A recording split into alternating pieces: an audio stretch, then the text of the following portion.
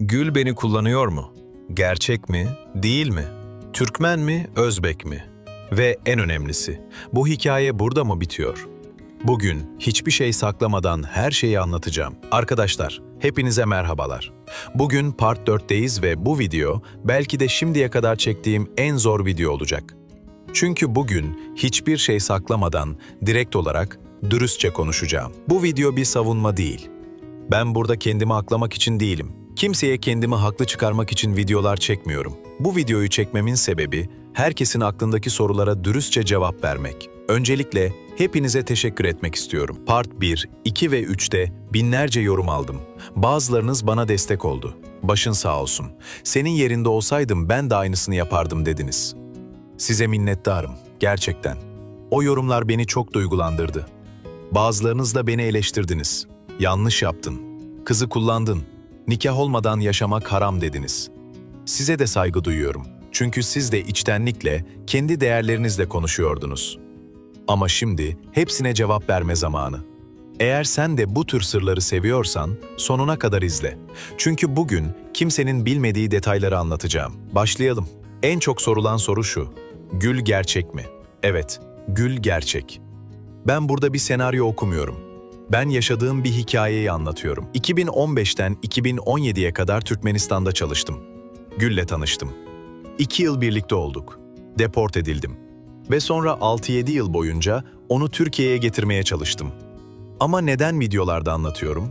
Çünkü yaşadım. Çünkü gerçek. Çünkü belki bazılarınız da benzer şeyler yaşadı. Belki birileri bu hikayeden bir şey öğrenecek. Belki birileri ben de aynı durumu yaşadım diyecek. Eğer izlenme için olsaydı daha başka hikayeler uydururdum. Daha dramatik, daha şoke edici şeyler anlatırdım. Ama ben sadece yaşadıklarımı anlatıyorum. Gül bu videolardan haberdar mı? Evet, biliyor. Başlarda bilmiyordu ama sonra öğrendi. Ve ne dedi biliyor musunuz? Sen ne yapıyorsan yap, ben sana güveniyorum dedi. Çünkü o da biliyor ki ben gerçekleri anlatıyorum. Şimdi burada bir hata yaptım ve bunu kabul ediyorum. Burada hatam oldu. İlk videolarda Gül Türkmen dedim. Çünkü Türkmenistan'da yaşıyordu. Ama bazı yorumlarda şunu gördüm. O Türkmen değil, Özbek. Türkmenlere hakaret ediyorsun. Kültürü bilmiyorsun. Haklısınız, gerçekten haklısınız. Gül, Türkmenistan'da yaşayan ama etnik olarak Özbek kökenli bir kız. Ben başta bunu tam ayırt edemedim. Çünkü o dönem genç ve tecrübesizdim. Türkmenistan'a çalışmaya gitmiştim. Kültürel detayları tam öğrenememişim. Ama şimdi anlıyorum. Türkmen ve Özbek farklı. Her ikisi de değerli. Her ikisi de kendi kültürüne sahip. Ve ben bu farkı başta anlamamışım. İzleyicilerin düzeltmelerine teşekkür ediyorum. Siz bana öğrettiniz. Siz beni düzelttiniz. Ve ben de kabul ediyorum. Bazı şeyleri yaşayarak öğrendim. Bazılarını geç fark ettim. Eğer Türkmen kardeşlerime yanlış bir izlenim verdiysem özür dilerim. Niyetim asla kimseyi kırmak değildi. Bir diğer soru da şu. Neden 6-7 yıl bekledin? Neden hemen Türkiye'ye getirmedin? Neden bu kadar geç kaldım? Tamam, haklısınız. Bugünkü akılla bakınca belki daha farklı yapabilirdim. O dönem 2017 idi. Ben deporttan sonra Türkiye'ye döndüm. Gül Türkmenistan'da kaldı. Ve ben şunu düşündüm. Turist vizesiyle getiririm, kolay olur. Ama olmadı. 10-15 kere başvurduk. Hepsi red. Sonra Özbekistan üzerinden denedik. O da olmadı. Bugün olsa ne yapardım? Belki daha cesur olurdum. Belki daha farklı yollar denerdim. Belki hukukçularla konuşurdum. Belki evlilik vizesi için erkenden harekete geçerdim. Ama o zamanlar genç ve tecrübesizdim.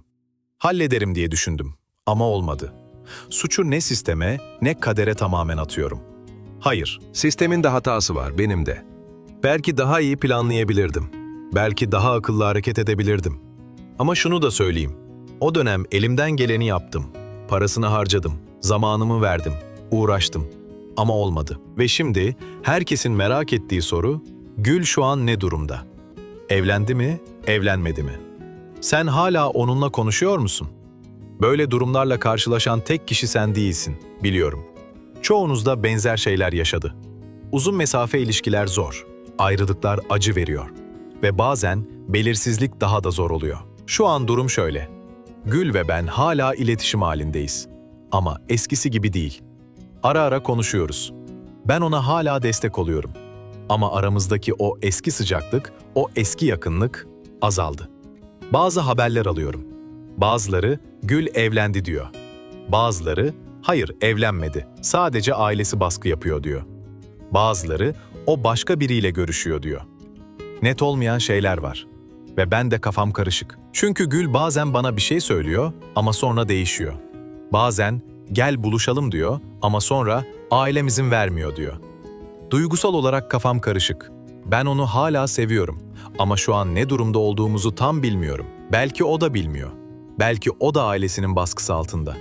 Belki o da karar veremiyor. Ve işte şimdi en önemli nokta. Önümde iki yol var. Birinci yol. Bu hikayeyi burada bitirmek. Gül'e hoşça kal demek. Hayatıma devam etmek. Yeni bir sayfa açmak. İkinci yol. Son bir kez daha denemek. Belki oraya gitmek.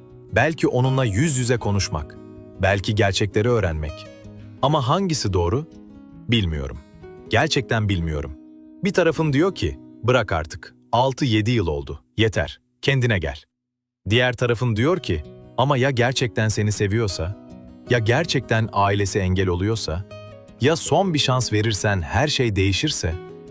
Bu hikaye ya burada bitecek ya da son bir deneme daha olacak. Ve ben henüz kararı vermedim. Arkadaşlar, bu yüzden size ihtiyacım var. Sizin fikirlerinizi duymak istiyorum. Sizin tecrübelerinizden öğrenmek istiyorum. Yorumlarda bana şunu söyleyin. Siz olsanız ne yapardınız? Devam mı ederdiniz yoksa bırakır mıydınız? Devam mı, veda mı? 6-7 yıl sonra hala savaşmak mantıklı mı? Part 5'te neyi açık açık konuşmamı istersiniz? Hangi detayları daha çok merak ediyorsunuz? Gül'e son bir şans vermeli miyim? Yoksa artık bu hikayeyi kapatmalı mıyım? Eğer oraya gidersem ne yapmalıyım? Onunla yüz yüze konuşmalı mıyım? Ailesini mi görmeliyim? Bu hikayeyi duyan herkesin yüzündeki o ifadeyi görmek isterdim. Çünkü biliyorum bu sadece benim hikayem değil. Bu birçok insanın hikayesi. Uzun mesafe ilişkiler yaşayan herkesin hikayesi. Ayrılık acısı çeken herkesin hikayesi. Arkadaşlar, bu video kolay olmadı. Ama gerekli olduğunu düşündüm. Çünkü sizler bana çok soru sordunuz ve ben de dürüstçe cevap vermek istedim. Ben burada mükemmel bir insan olduğumu iddia etmiyorum. Hatalar yaptım. Yanlış kararlar verdim. Belki daha akıllı hareket edebilirdim ama her şeyi içtenlikle, dürüstçe yaptım. Gül gerçek, hikaye gerçek, duygular gerçek. Ve şimdi bir karar verme noktasındayım. Part 5'te ne olacak? Belki son bir kez oraya gideceğim. Belki yüz yüze konuşacağız. Belki gerçekleri öğreneceğim.